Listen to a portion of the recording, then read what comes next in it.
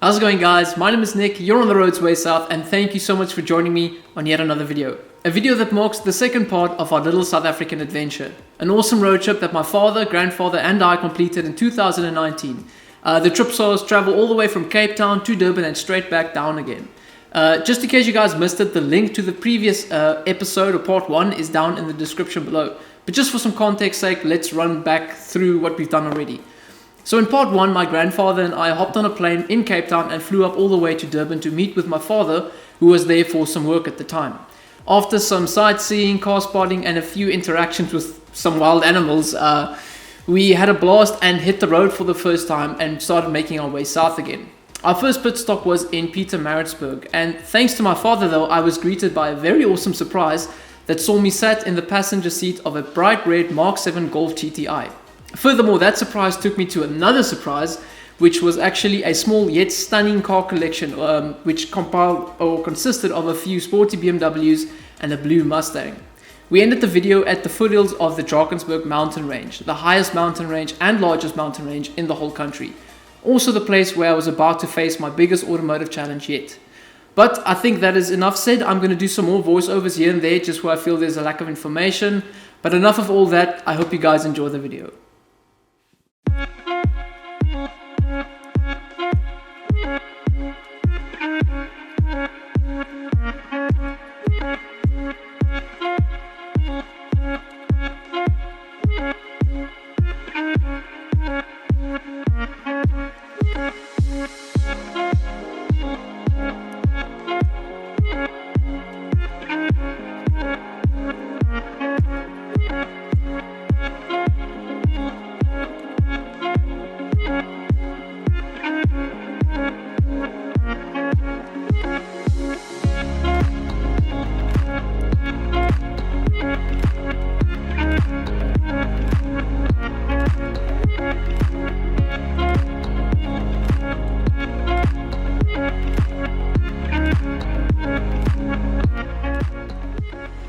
How's it going, guys?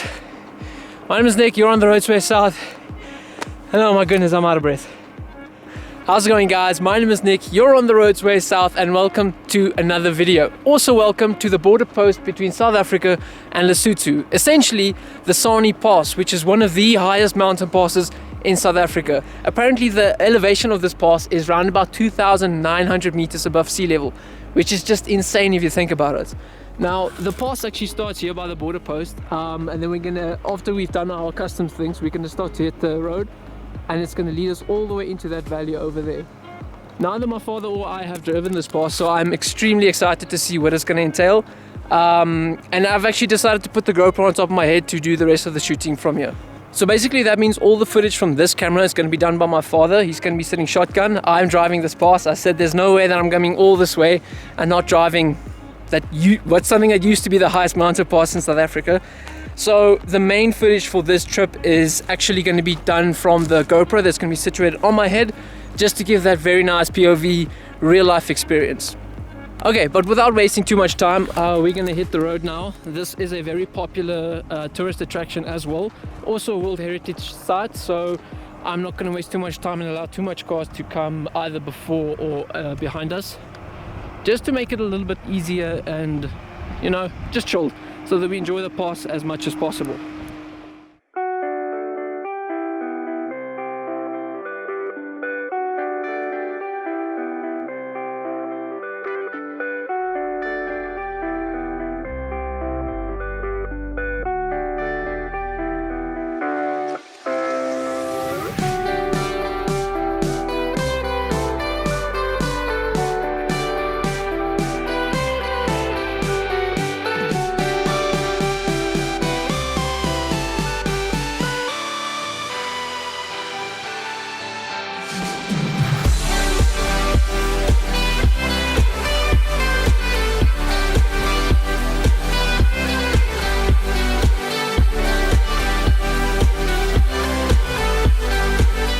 Okay, as we have it, I think we are only 1/3 our way upwards, and that's only a third, and it's so high already. Just look at what's left. So we're going all the way through there. I saw some cars earlier, I think along that bend there, and then it's going to make a switch back to the left, and then we're going to go all the way up there as well. This place is insane. I'm like out of breath just from driving that small part. Ooh, but hang on, just before we go back to the car, I have to show you guys this view. This is mad. This looks incredible.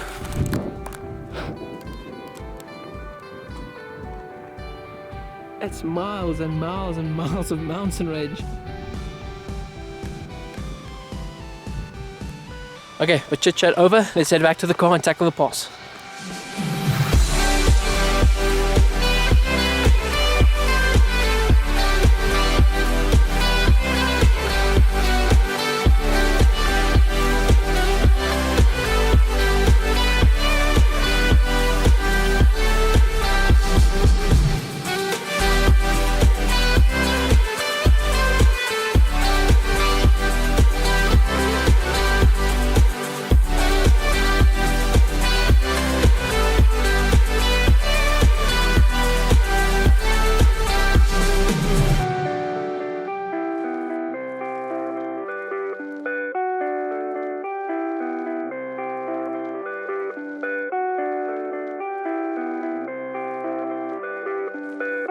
Okay, so we just quickly came to another standstill here at one of the switchbacks. And just look how this road snakes down into that valley. That's absolutely mental. But the one thing I really do want to show you guys is just over this ridge is the water. Everything is frozen. And here, as you guys can see, we've got all the frozen water of this waterfall. Just imagine what the night temperatures has to be. I must say, the one thing that actually caught me by surprise is just the amount of people that come up this pass as well. Like, I knew it was quite popular, but I mean, not that popular. Not only are there 4 cars situated right there, there's another one coming, and then way down the distance, another 4 cars coming. We've been passed by like, I think 8 cars in total. The last Mitsubishi just went over the ridge there. So yeah, quite a lot of people, which is good in a sense, because if something was to go wrong up here, you've only got one option, that's the help of others. I mean, there's no place to jack a car up here for a spare tire, and so many parts you can just go off the edge. I'm so out of breath. Some happy travelers in there. I mean, it even sounds good. Oh man, what an adventure.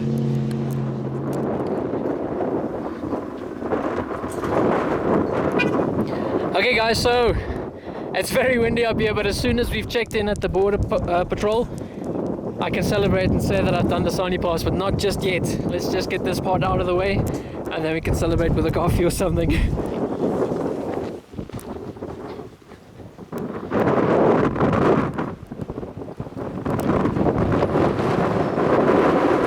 Okay, well, I think it is finally time to celebrate. Not only have we come all this way up to the most northern parts of our country, I have also now officially driven up the Sani Pass, which has been on my bucket list since I can't remember how long. And now we're actually walking to, I don't know, either the highest pub in Africa or the highest pub in southern Africa, but either way, it's very high.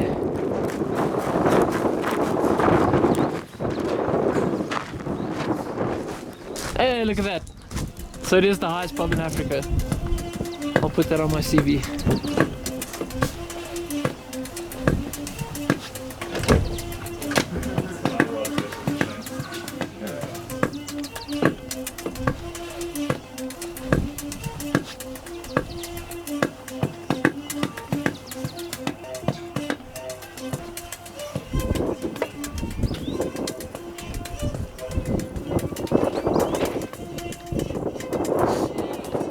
So basically now I can say that I've driven the Sani Pass, sat at the highest bar in Africa, and also most importantly drank one of the local beers in the highest pub in Africa. This has been one incredible experience, and you guys can just see from the scale of that mountain pass right there that this is no mere feat. There's another Land Rover tackling the pass as well. He's coming at a like proper rate. And just to show some scale, that is actually what the pub looks like compared to all of this. But essentially, now that we've enjoyed our time up here with some awesome beers and some awesome people in conversation as well, it is now time to make our way downstairs. Time to make our way down again. And I'm going to take you guys along for the last trip all the way down, and then I'll do my outro at the bottom of Sani Pass. Why am I stuttering so much? Well, it might be thanks to the fact that I just downed an entire draft beer on an empty stomach after driving to an elevation of 3 kilometers above sea level. Anyway, now that the Sani Pass is done and dusted, we made our way down again in order to hit the road once more, just to make it to our overnight stop before dark. The stop in question was a small town called Rhodes, which was roughly a 6-hour drive away.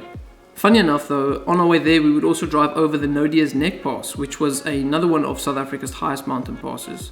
This one actually took a lot longer to complete though, because the roads around it were just in a really bad state.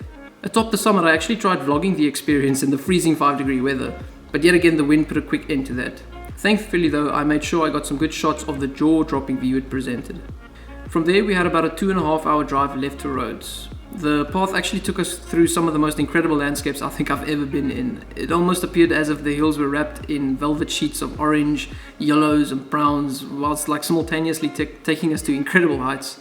Luckily though, upon arrival at the B&B in Rhodes, the wind had completely died away and I was actually able to vlog again. Except the small town wasn't 100% what I was expecting.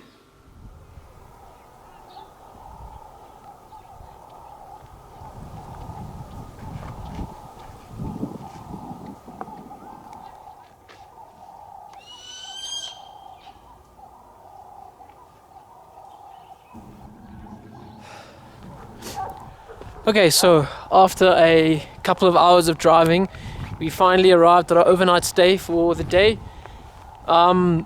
It's a very small town. I think the name is Rhodes or something. It's still along the same route as the Nodia's Neck Pass that we took. But I've got to be honest with you guys, this place gives me the spooks. It's so eerie here, it's not even funny. Everything is... I guess it's because the sun is gone, but everything is very eerie. Very quiet, and animal noises here and there. Most of the buildings don't have occupants in them. I don't know, I've got a weird feeling about this place. Yeah, some buildings that just look like that. Others which are fully completed and still intact, but the state the houses are in just clearly shows there isn't much activity in this small place. Okay, well, I think I'm gonna call it a day and head back to the guest house. It looks quite light out still, guys, but the sun disappears so fast in these parts. I bet you this place is quite lovely during the summer with all the colors green and I guess the flowers out sometime then, but at the moment I'm just getting all these weird feelings about this place. I don't know, maybe I'm just weird, eh?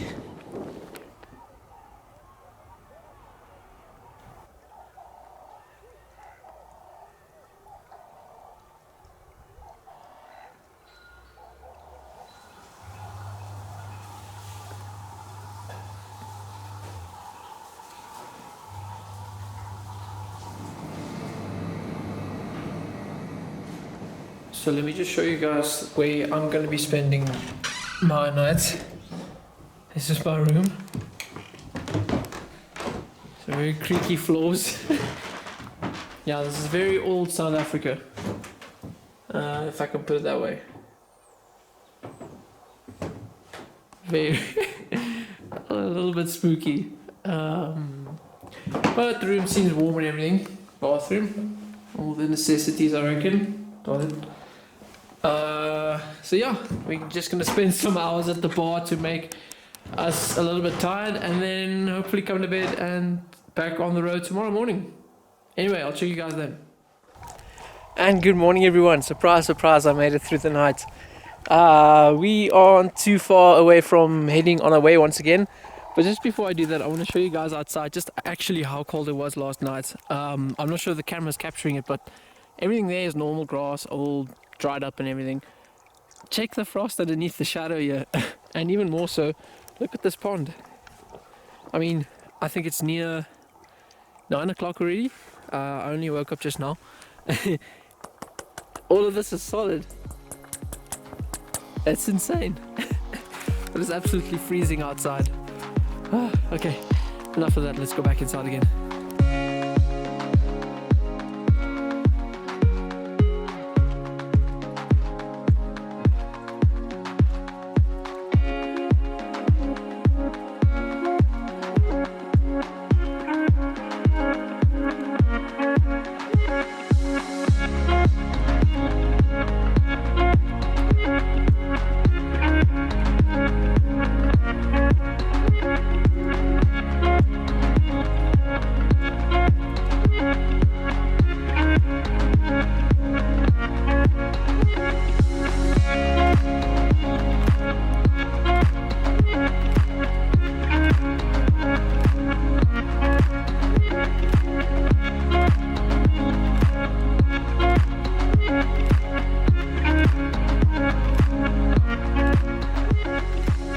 So leaving the rather interesting town of Rhodes behind us, we jumped in the car again and made our way further south into the heart of the Eastern Cape.